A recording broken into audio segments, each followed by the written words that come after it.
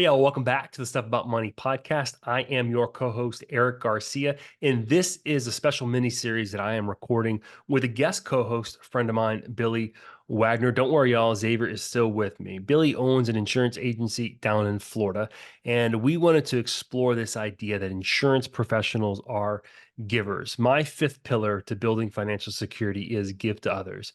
And Billy and I wanted to have engaging conversations with a diverse group of insurance professionals to hear their journeys of how they're creating legacies for their families and leaving a meaningful impact in their communities through generous acts. And we do all of that in under 12 minutes with each of our guests. So listen in and prepare to be inspired. So excited to have you, Margaret, on the show, and we're really looking forward to learning about your giving heart. I would love for you to share just a little bit about your inspiration or motivation for giving. So I grew up in a family where we were brought up to always kind of give and serve others. But my dad is definitely my biggest inspiration for that. One of the things that I saw my dad do, um, the neighbor was out digging a hole, and dad just walked in the shop, grabbed a shovel, and walked over there and just started digging beside him, never said a word. And Mm. I think that speaks a lot, looking back on those kind of things. But but we, dad would say, go mow, one of the neighbor's yards, and we'd go mow, and we never took money for it. Now we could take a cookie, but we couldn't take money. So, but yeah, so we just, that was kind of the atmosphere that I grew up in. And so I've always been like that. And even as a poor college student, I would still find ways to give back. Mm. What I love about that, this is a common theme that Billy and I, in our listeners, you're going to hear as people share their stories, is a lot of people have pictures of people who are givers, and there's an imitation. There's an element of imitation, and I want to signpost that really quick for our listeners that if you have kids, be who you want your kids to be. Be who you want your kids to be. Give them a picture of it. Margaret, could you share maybe some causes that are really that you support that are more meaningful to you that you're passionate about? So absolutely. So I have 3 locations. And so one of the locations, one of the things that we kind of sponsor and we're very passionate about is the Joplin Association for the Blind and Low Vision. And so this is in Joplin, Missouri, of course. And I actually have an employee up there that is classified as low vision. And so one of the things that they do, this organization, is they provide additional equipment that she needs so that she can work just like everybody else. And it's just a fabulous program. They have a great fundraiser every year where they have a big spaghetti red dinner. It's my favorite. It's the only place I will eat spaghetti red. I'm not a fan other than at their fundraiser. And then I have 2 offices in Oklahoma. And so one of them, we support a program called the Grand Lake Community Ministry. So the locals call it the Blue House.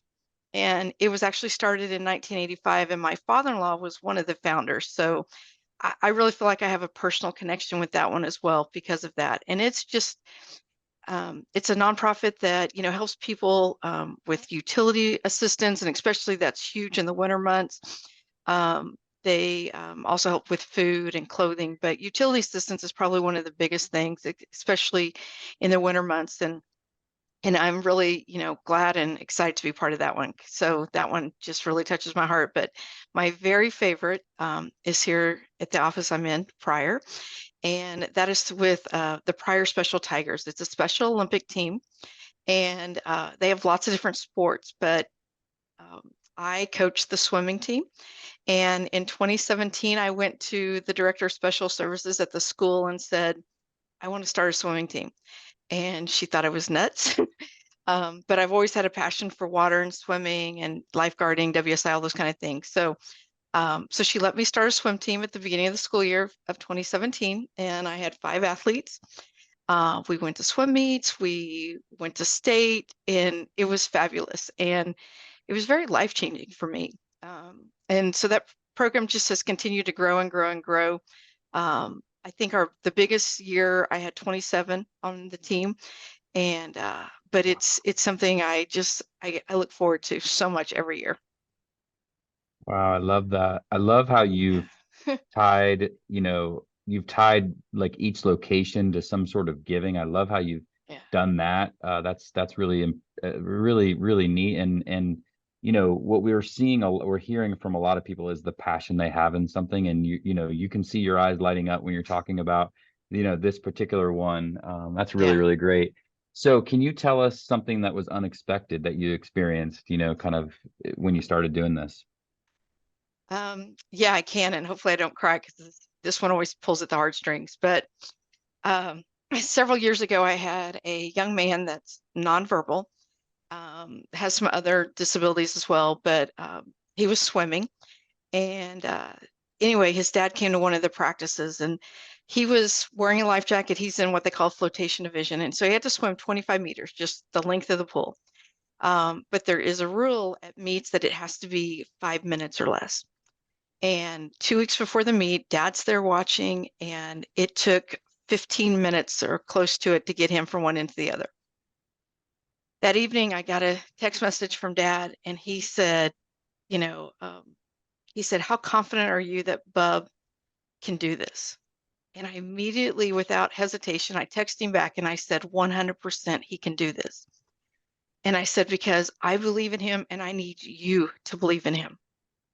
So that young man swam 3 meets in under 5 minutes, but a couple of them were a little borderline there on the 5 minutes. I think the timers were a little generous with us, and that was really exciting. But we went to the state winter Olympic Games, and he swam his 25 meters in 2 minutes and 38 seconds.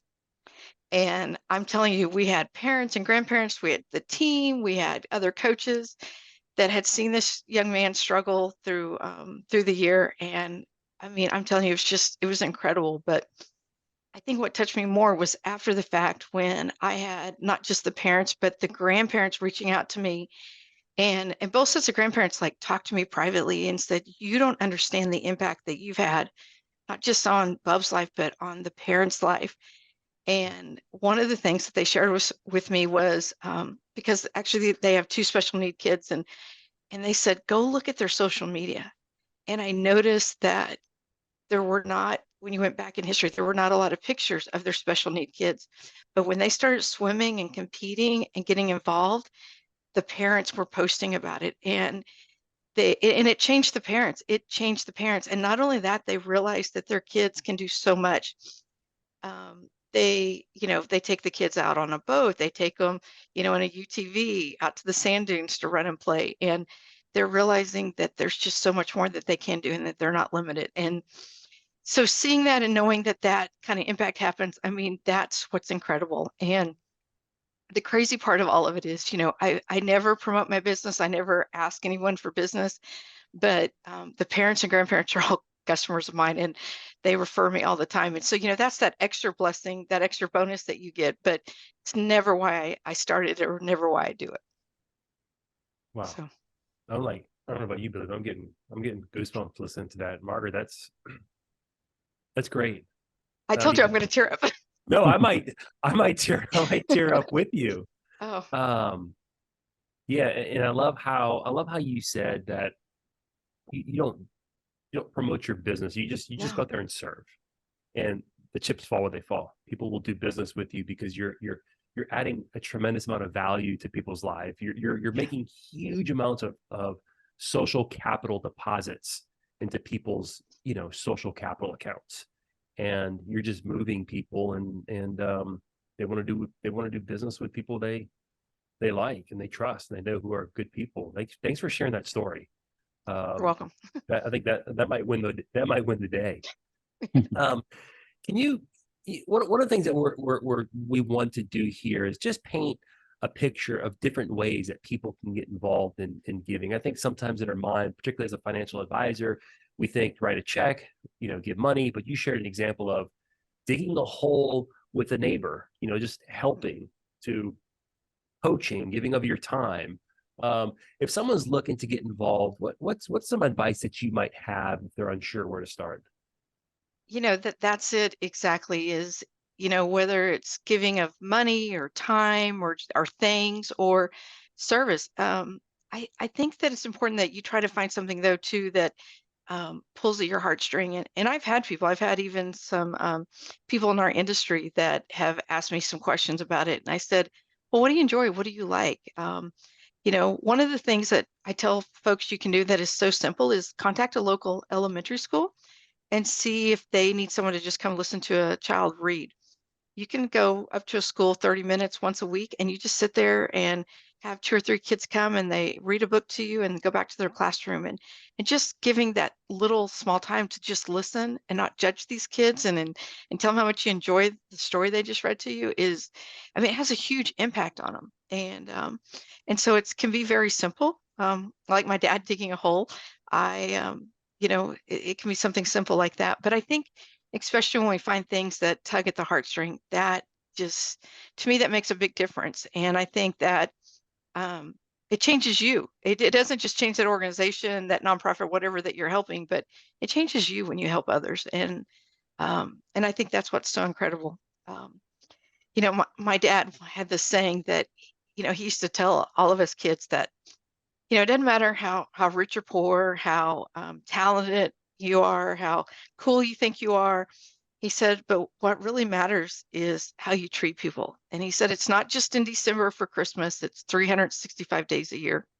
And so that's how I've always tried to live my life. And I love that. Like, I have a saying that like without service, there is no significance. Yeah. And when I hear your story, like I almost hear it from like, people that are in your life that are going to tell your story about who you are and what your heart is. And that's an amazing legacy that you're living into. And it's Yeah. really cool to kind of hear it and to meet you. It's really awesome. Oh, thank you. Thank you so much. Yeah, Margaret, thank you so much for sharing with our community. And I mean, selfishly, I'm glad that I have an opportunity to have this conversation with you. So best of luck to you in all your efforts. It's exciting to hear these stories, and I can't wait to hear more stories in the future, maybe at some conference or something. There you go. Thank you guys both so much. Yeah, appreciate you. You're welcome.